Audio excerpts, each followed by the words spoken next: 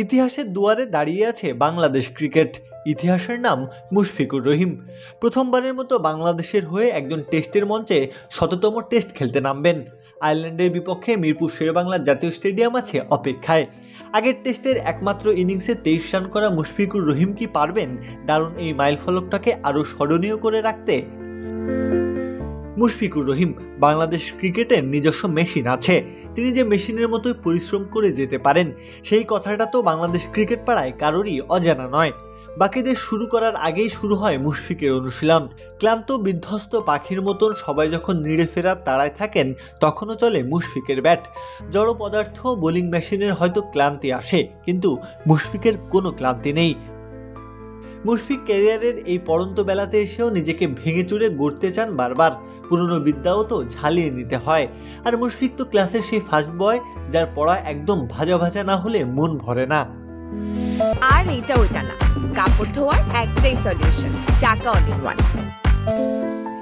নিজের সীমাকে ছাপিয়ে যাওয়ার, নিজের রেকর্ডকেই ভাঙার এক অবিরাম লড়াই যেন তার জীবনের অংশ হয়ে গেছে।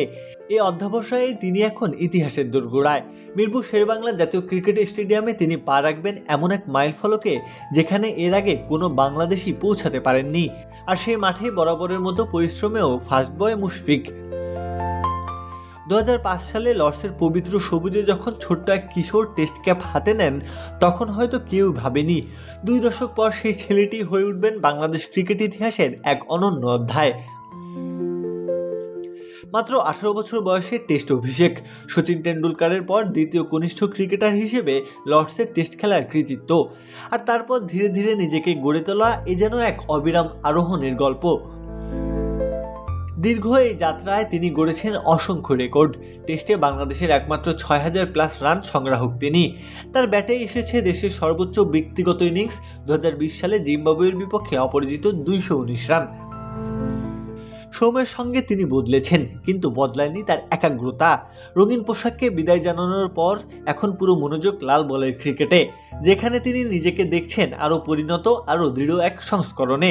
১০০তম টেস্টেও যে ১০০তে ১০০ পাওয়া চায় মুশফিকের, ক্লাসের ফার্স্ট বয় বলে কথা। প্রত্যহ কাব্য, খেলা ৭১।